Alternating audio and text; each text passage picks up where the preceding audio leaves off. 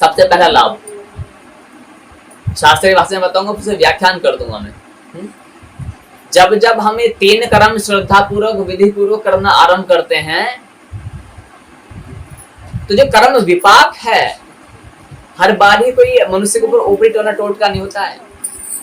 हम आने को बार पता क्या समझ लेते हैं कि समस्या आ रही तो ये ऊपरी टोना टोटका है, कोई तंत्र क्रिया है या कोई राहु दोष मंगल, ऐसा नहीं। हर प्रत्येक बार ऐसा नहीं होता है। अनेकों बार क्या होता है कि जो हम पहले कर्म करके आए हैं, पहले कुछ तो कर्म करके आए ना पिछले जन्म में, अब क्या होगा, वो कर्म अच्छे किए हैं तो हमारे काम बिगड़े काम भी बनने लगेंगे, बिगड़े हुए काम भी बनने लगेंगे। आप यदि मिट्टी भी बेचोगे ना, मिट्टी भी बेचोगे तो सोने के भाव बिकेगी। और जब आपके अच्छे कर्म आते हैं, सब कुछ अच्छा अच्छा होता है, बुद्धि भी भगवान में लगेगी और इसका प्रभाव अच्छा लगता है। शत्रु भी आपके मित्र बन जाएंगे। बैठ जाओ बालक, बैठ जाओ, शांति से बैठो। शत्रु भी आपके क्या बन जाएंगे, मित्र। पति भी आपके कहे में चलेगा, पत्नी भी आपके कहे में चलेगी, संतान भी बात मानेंगे, सारे काम अच्छे होंगे, सभी काम। पड़ोसी भी अच्छा व्यवहार करेंगे, क्योंकि अभी जो पृष्ठ खुला हुआ है वो शुभ कर्मों का खुला हुआ है। स्वतः अपने आप हल्का सा प्रयास करोगे, हाँ प्रयास तो करना पड़ेगा, ऐसा नहीं कि आप हाथ करके बैठे रहोगे, है ना, लेकिन उस प्रयास का फल अच्छा निकल के आएगा, शीघ्र निकल के आएगा। आपको लगेगा कि सब कुछ अच्छा कैसे हो रहा है, ये आप ही के कर्म है जो अच्छा सब कुछ हो रहा है। जैसे जैसे आपके शुभ कर्मों का पृष्ठ बंद होने की ओर आता है और पाप कर्मों का पृष्ठ खुलने की ओर आता है, वैसे वैसे अब दिन बदलने लगते हैं।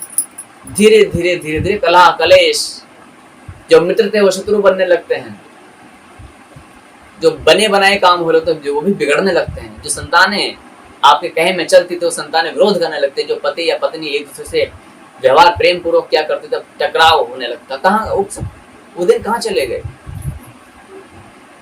किसी ने समाप्त कर दिया। क्या राहु ग्रह आपके ऊपर आया, क्या मंगल ग्रह आया, कि शनि ग्रह, शनि भगवान यहाँ पर आ गए।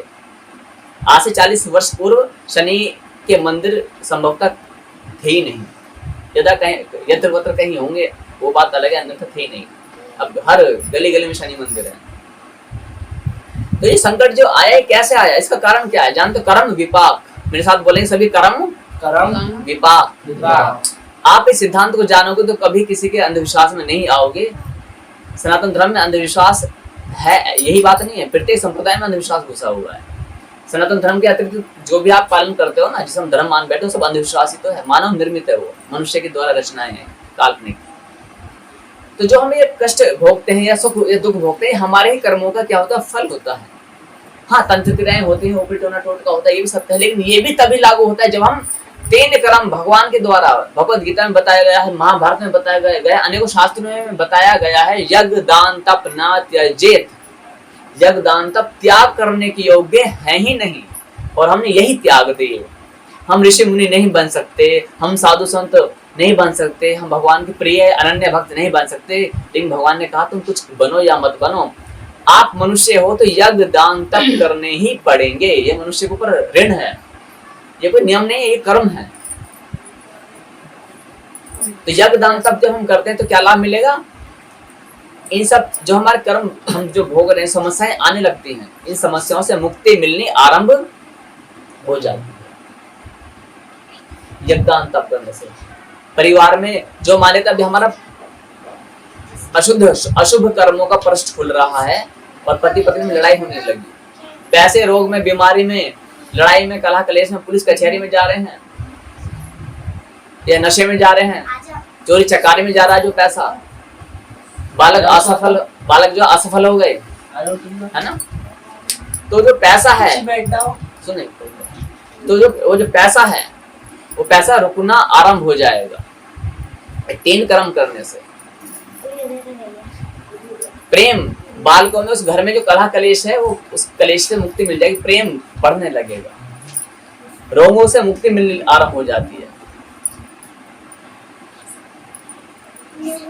बालकों को पढ़ाई में मन नहीं लगता, आप कहते हो पढ़ ले पढ़ ले पढ़ ले, वो नहीं। यदि इसी प्रकार कहने से मान जाते तो सारे बालक ना मान जाए। मानते हैं क्या? नहीं मानते। वो बालक अपने आप से उनकी बुद्धि लगने लगती है, कि ईश्वरीय कृपा जब होती है तो सबकी बुद्धि ठीक होती है। बालकों की बुद्धि कैसे चंचल होती है ना, चंचल होती है। आप समझाओगे समझ में नहीं आता, आप अंत में थक जाते हो। लेकिन जब हम ये 3 कर्म करते हैं, कम से कम कर्म है ये, अधिक नहीं। इनको नियम में मत माने कि नियम हम तो नियम करें, नियम नहीं है।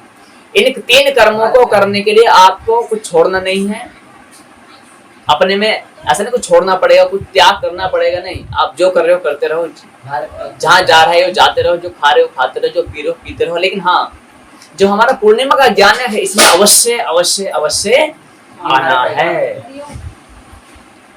इसमें अवश्य आना। सह परिवार आओ तो अति उत्तम है। बोले आना क्यों है?